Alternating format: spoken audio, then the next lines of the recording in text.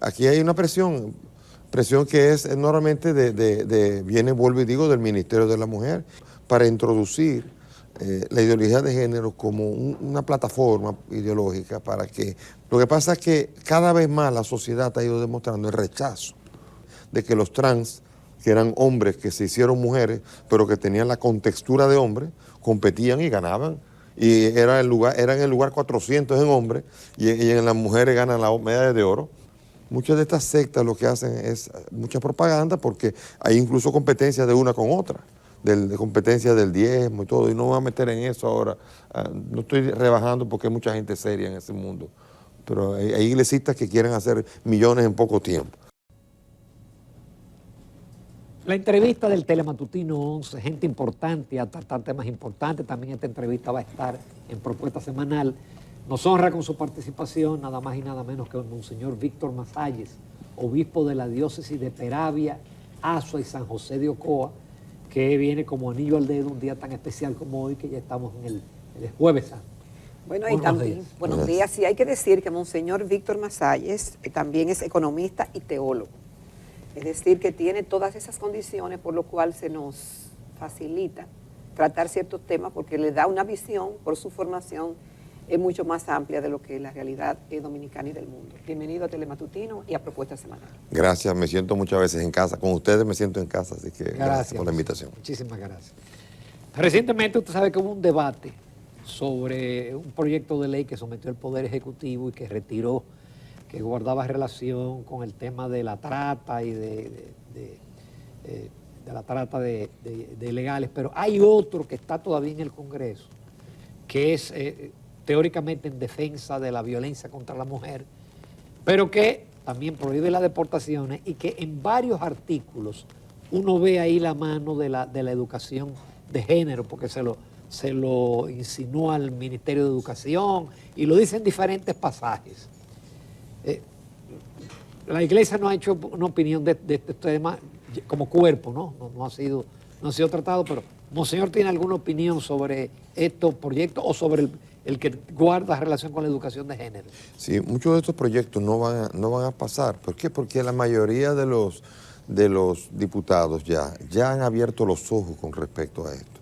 Y es orgánico. Muchos de estos, todos estos proyectos son caballos de Troya, donde dentro tienen todo lo que es la base, el sustrato para una lectura de ideología de género y la introducción de los términos, porque se comienza con los términos también, pero también con algunos conceptos que no permiten transparentar la validez de la ley. Porque es una ley buena, pero como los caballos de Troya se meten dentro de caballos buenos, se meten buenos, pero se meten venenos ahí. Y ese es el problema que constantemente desde el Ministerio de la Mujer vamos a ir viendo. Y eso es una triste realidad de que en CONANI, que quieren introducir la educación sexual integral, que sabemos muy bien en los otros países lo que ha logrado, lo mismo, la introducción de un adoctrinamiento en la ideología de género. Hace como unos 10 años para acá, la sociedad ha cambiado mucho, ha conocido mucho lo que es la ideología de género. Hace 10 años, cuando se hablaba de ideología de género, la mayoría de la gente decía, ¿qué es eso? Hoy día ya todo el mundo sabe, con la llegada de algunas personas y con la introducción de algunas discusiones, con foros nacionales, ya hay una información y hay la capacidad de la mayoría, de la gran mayoría, de rechazar el adoctrinamiento en esa ideología. O sea que en este sentido yo tengo la confianza de que... No hay temores de que en el Congreso pase una cosa Yo así. espero que no, pero aquí hay una presión que es normalmente viene, vuelvo y digo, del Ministerio de la Mujer y viene de la presión de exterior también. O sea que hay una presión para introducir la ideología de género como una plataforma ideológica para que pueda penetrar en las escuelas, pueda estar en las leyes de la escuela y en la familia. Eso es una constante. Lo que pasa es que cada vez más la sociedad ha ido demostrando el rechazo a este tipo de cosas. Y ya todo el mundo sabe que es lo que se pretende, sobre todo con los cambios de género, de sexo. Vemos nosotros ahora cómo a nivel internacional han echado para atrás, por ejemplo, en deportes, han echado para atrás muchas de las consideraciones que hacían de que los trans, que eran hombres que se hicieron mujeres, pero que tenían la contextura de hombres, competían y ganaban. Y eran el lugar 400 en hombres y en las mujeres ganan la medalla de oro. Entonces, claro, ¿por qué? Porque hay una contextura donde un karateca, por más que se ponga hormona femenina, tiene un cuerpo de hombre. Y cuando le da un tabanazo a una mujer, ahí yo considero que es violencia de género. Ahí. Pero, por ejemplo, esto y muchas cosas más se están haciendo que no solamente aquí, sino en el mundo entero hay un retroceso, es decir, hay un deseo de volver para atrás. El Tribunal Federal se pronunció con el aborto en los Estados Unidos. Sí, exacto. La reversión del caso Roe Wade, pero también que muchos estados ya han ido limitando cada vez más el aborto y en algunos está muy limitado. ¿Por qué? Porque normalmente la política debería ser para representar a la mayoría de la población. Sin embargo, la ley Roe Wade era una ley que obligaba, aunque la mayoría no estuviera de acuerdo, era una ley federal que imponía un negocio, y ese negocio estaba abierto independientemente de que la mayoría no quería que estuviera presente ahí. Se ha politizado mucho en temas que no deberían estar politizados.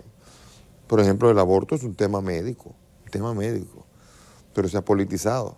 Y se mete en la política, se mete en el foro, y la verdad pretende ser a ver quiénes son los que creen una cosa y quiénes son los que creen otra, polarizando la sociedad. Los que creen el aborto son liberales y los otros son conservadores. Sí, pero no es así, porque por ejemplo, Tabaré Vázquez, el famoso, conocidísimo, el presidente de Uruguay que murió ya, era médico, era ateo, era comunista, y él estaba en contra del aborto, y revirtió el aborto en Uruguay, siendo él presuntamente con ese cliché que damos de izquierda y de derecha, porque tenemos que aprender a no ser de izquierda y de derecha, sino a pensar. Y en el pensamiento cada uno tiene su estructura de pensamiento. Y en algunas cosas es lo que el cliché decía de derecha y en el otro de izquierda. Porque queremos formar un partido, los de derecha y los de izquierda, queremos polarizar a la población. Y eso en política siempre funciona, y ha funcionado, sobre todo en Estados Unidos. Pero se está polarizando, se quiere polarizar la sociedad dominicana, las sociedades en general, y llevarlos a ese estrés para poder presionar con dinero, porque ahí hay los grandes multimillonarios, multitrillonarios, que quieren llevar esto adelante y le dan apoyo total. David contra Goliat, la mayoría contra el que tiene fuerza. Entonces, esto ha sido muy difícil, pero yo tengo la confianza ahora de que los diputados hoy día los he visto mucho más en la búsqueda de representar realmente lo que son ellos, lo que piensan ellos, resisten más a la presión que antes y sobre todo representan mejor a la población. Monseñor, algunos analistas y comunicadores, pensadores, han estado haciendo observación en el sentido de que piensan que la Iglesia Católica con los años ha ido perdiendo influencia y protagonismo, que antes eran referentes en la solución de problemas, eran árbitros, eran mediadores, y lo que decía la Iglesia Católica era tomado muy en consideración.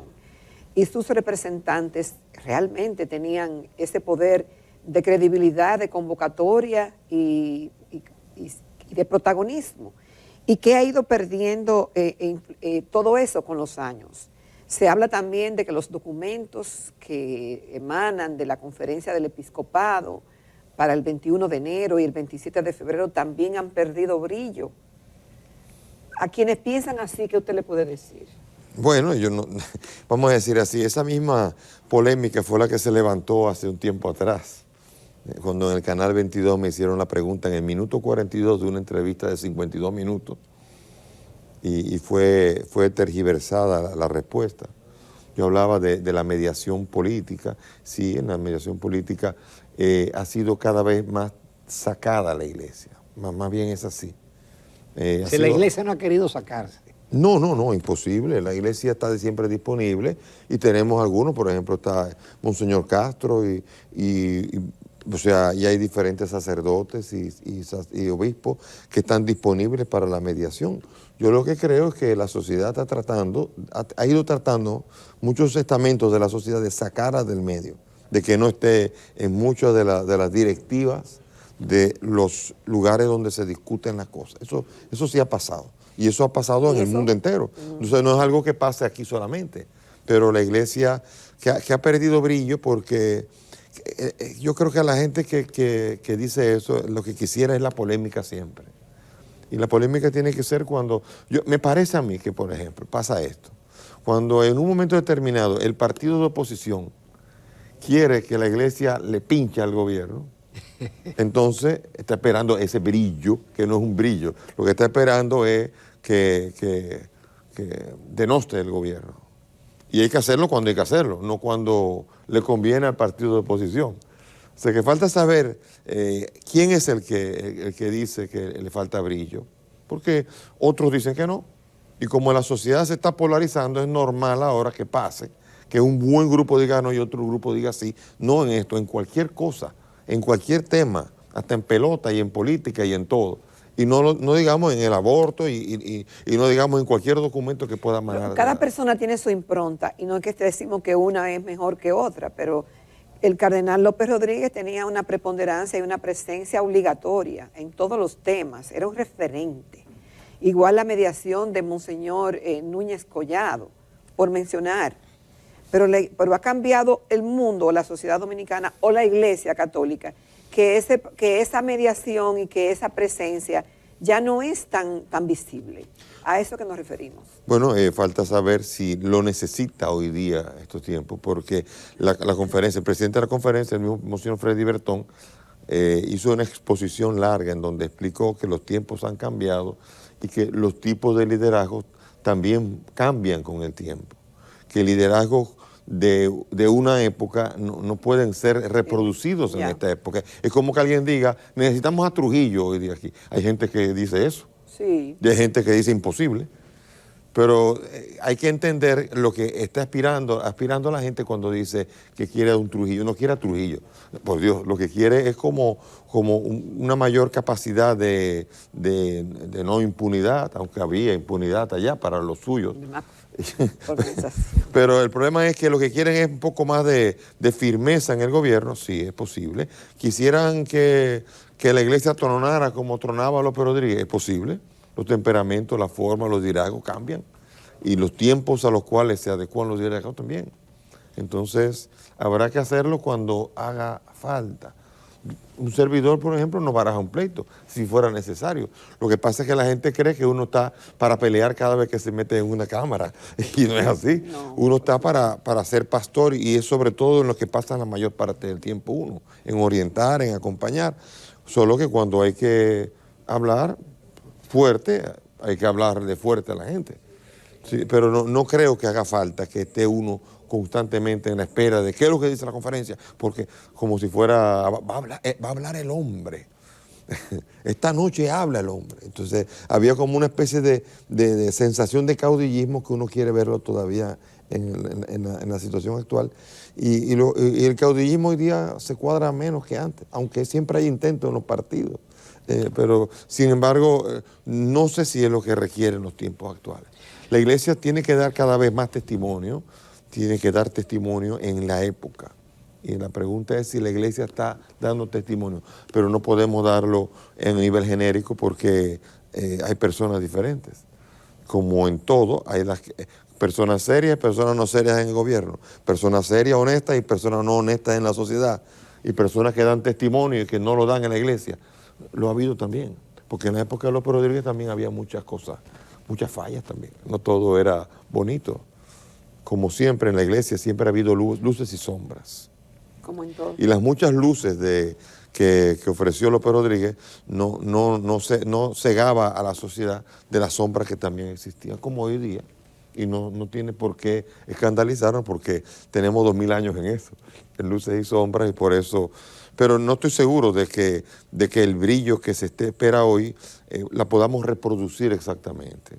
Quizás podamos brillar más, siempre hay que brillar más, pero bueno. O sea, yo sigo de cerca su Twitter y usted se refiere con mucha frecuencia, o se refería al tema del Código Penal. Sí, sí. Lo aprobó el Senado sin las 3 causales, pero está ahí en la Cámara de Diputados, pero En estos días leí que iban por el artículo 70 y pico o el 100 y pico. Pero de Tengo un una código comisión. penal que ya lo han leído, lo han requete leído, lo han discutido, se lo saben de memoria. Entonces, ¿en qué consiste esto?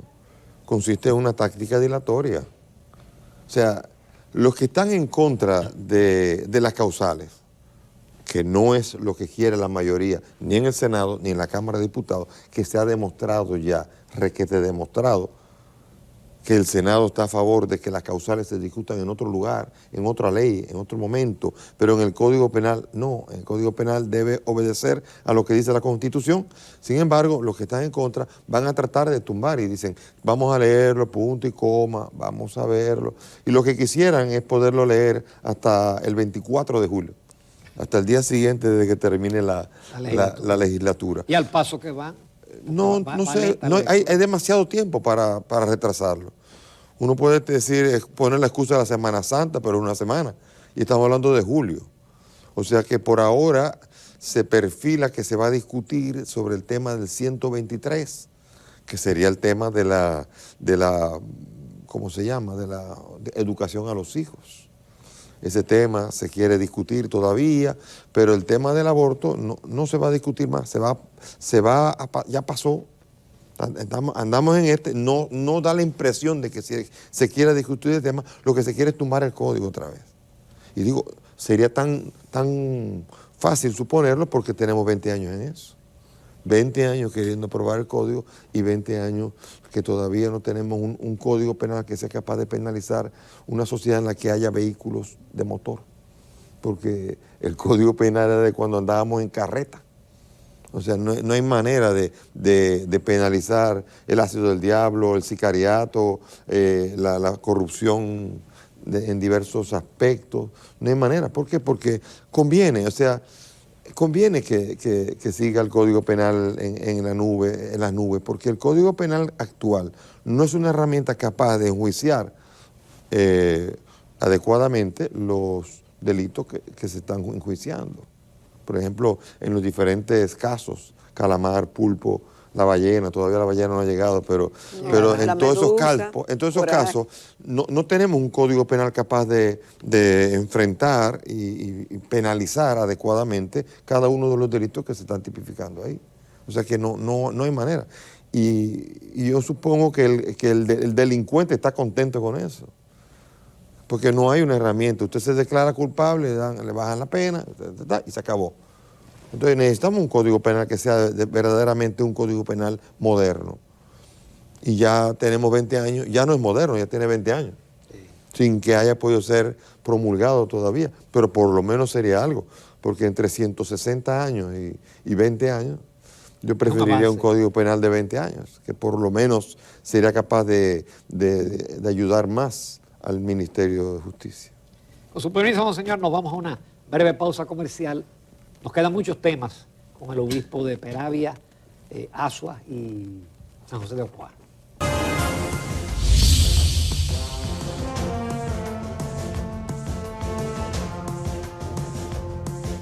Bien, señores, continuamos esta mañana con Telematutino 11 y con propuesta semanal.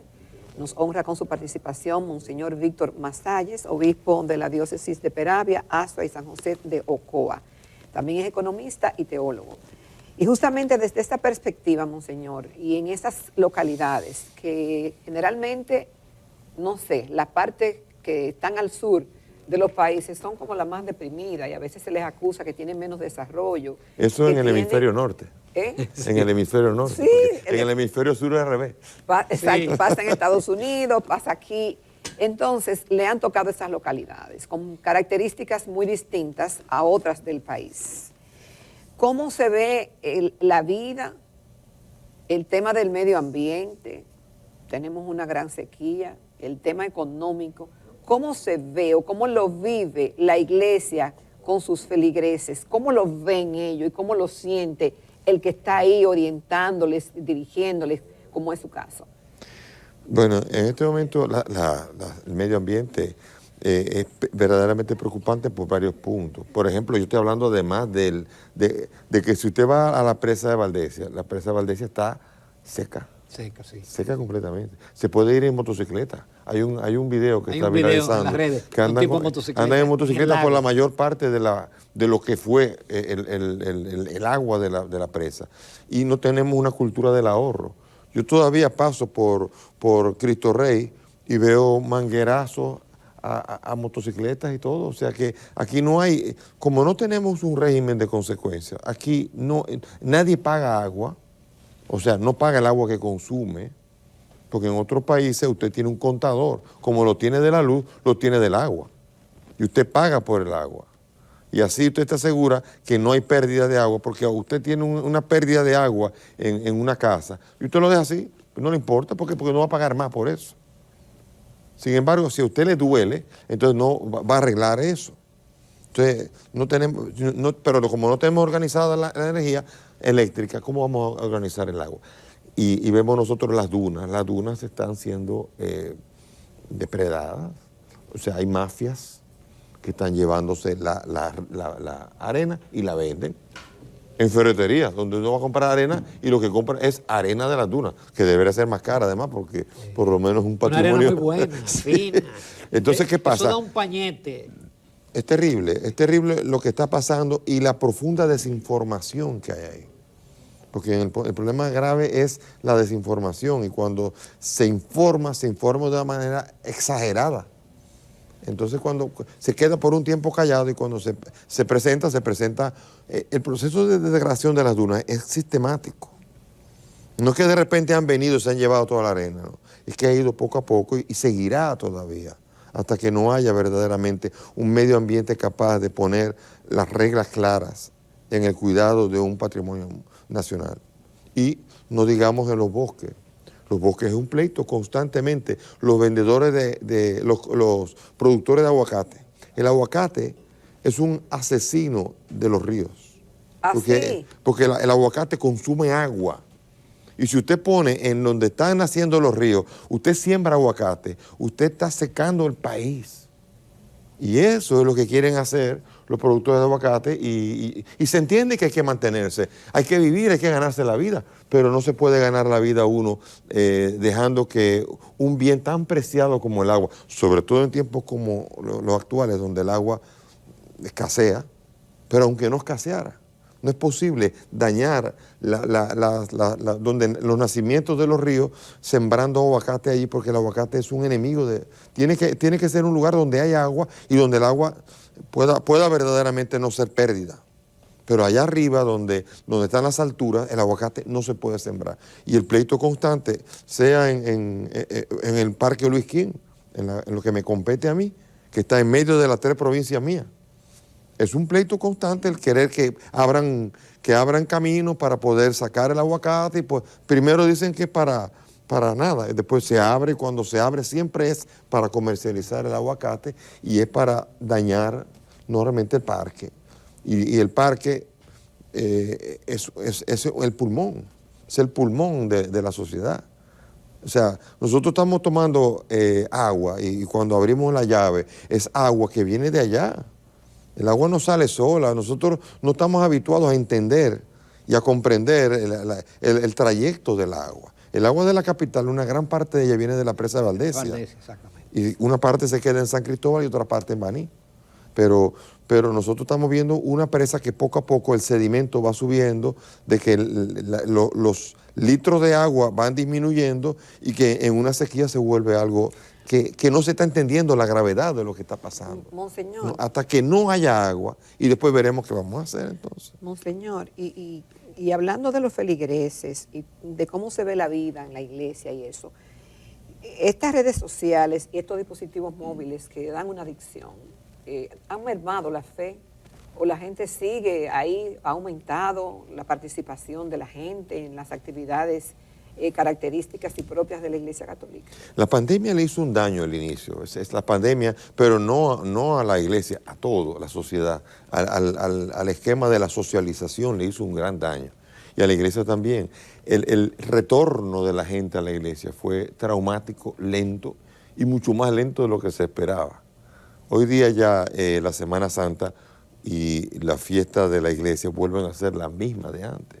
Hoy día ya nadie anda, son muy pocos los que uno ve en mascarilla, y ha habido una conciencia del cuidado. Cuando alguien tiene gripe, se pone la mascarilla también, aunque no sea COVID. Pero ha vuelto otra vez el retorno a la iglesia. La iglesia tiene sus esquemas.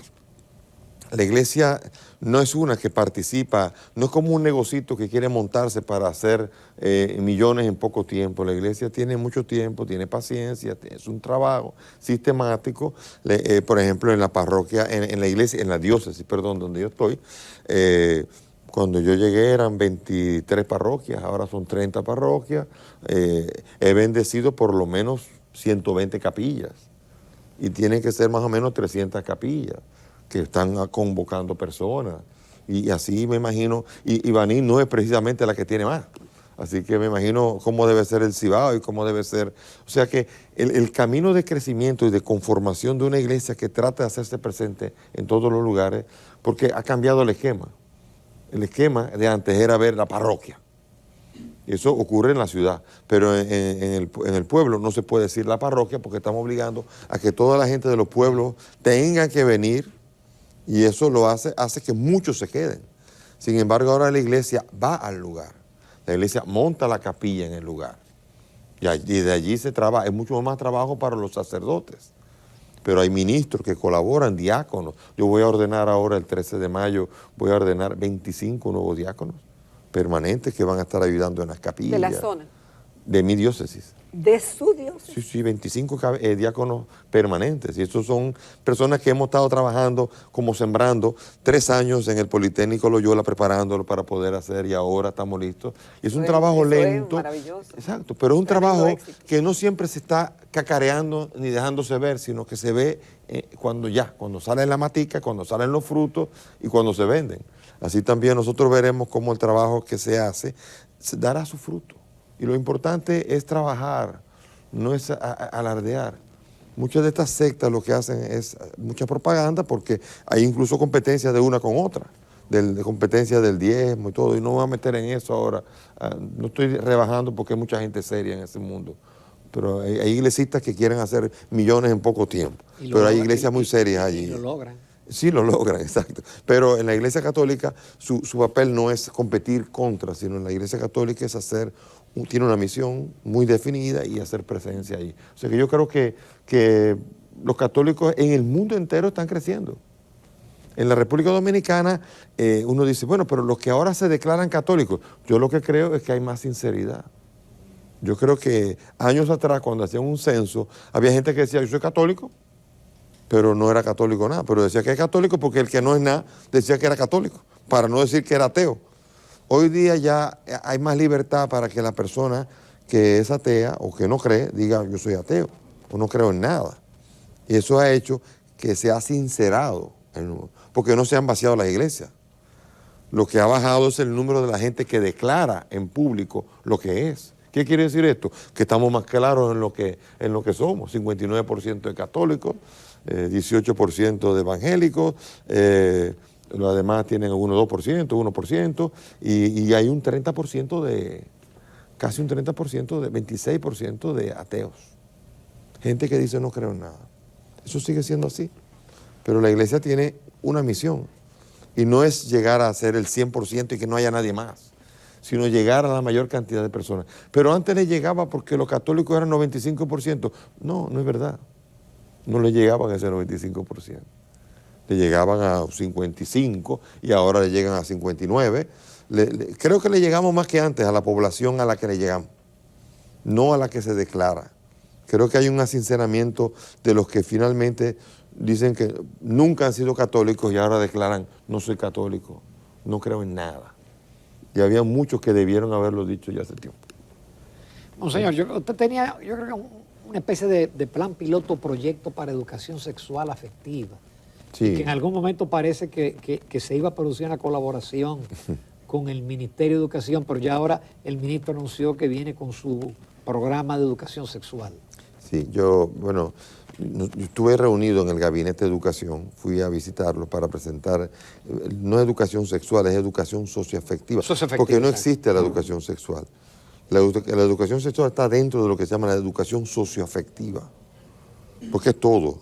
manejo de violencia, manejo de estrés, manejo de las relaciones con los demás, y ahí viene la educación sexual y todo.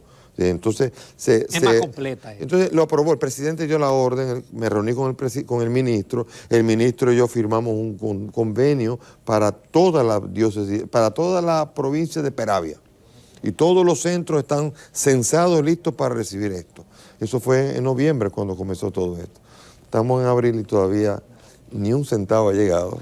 Entonces, ¿qué quiere decir? Que no sé si esperar o no ya, porque las explicaciones que dan, se hizo mucho ruido. Mucha gente cree que estamos guisando, que ya estamos firmando, ya hay dinero y no hay los fondos. Todo ha sido un ruido, pero todavía estoy esperando. Pero, ¿se tenía ya la idea de cómo iba a ser la docencia, cómo iba a ser dentro de esta? Es tan fácil, porque es simplemente introducir 1 hora a la semana de educación socioafectiva, desde el primero de primaria hasta el último año de secundaria.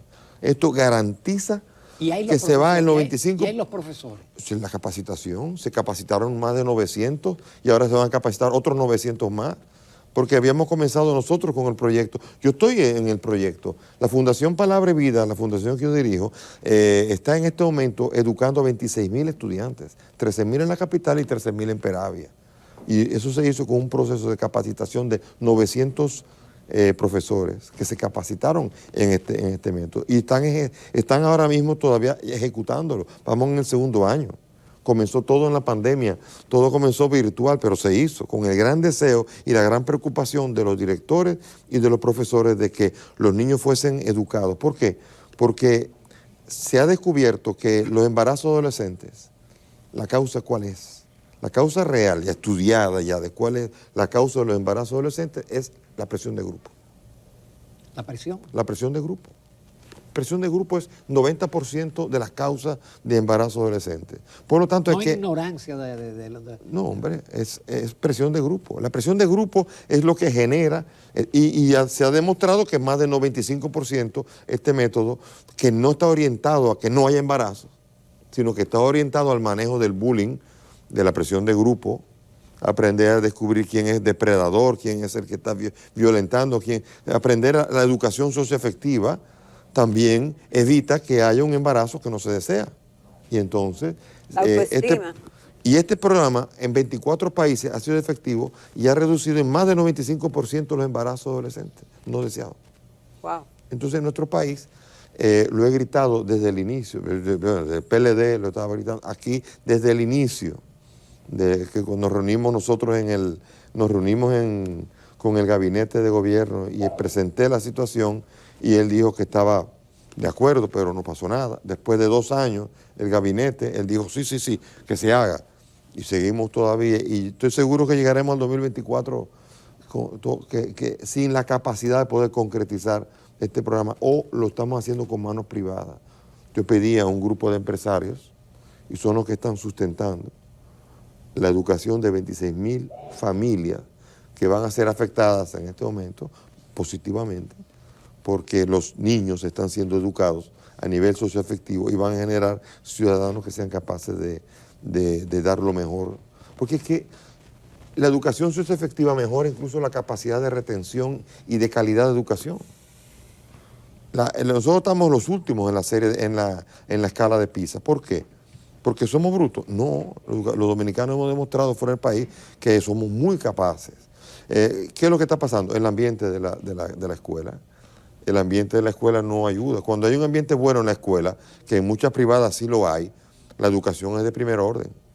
Pero en los ambientes de las escuelas públicas no es un ambiente educativo, es un ambiente de distracción, de presión, y el niño está pensando en la pelea que va a tener, o en gustar a la muchachita, o en cómo se ve, y no hay el ambiente, entonces no hay capacidad de retención en matemáticas, ciencias sociales, gramática, en historia.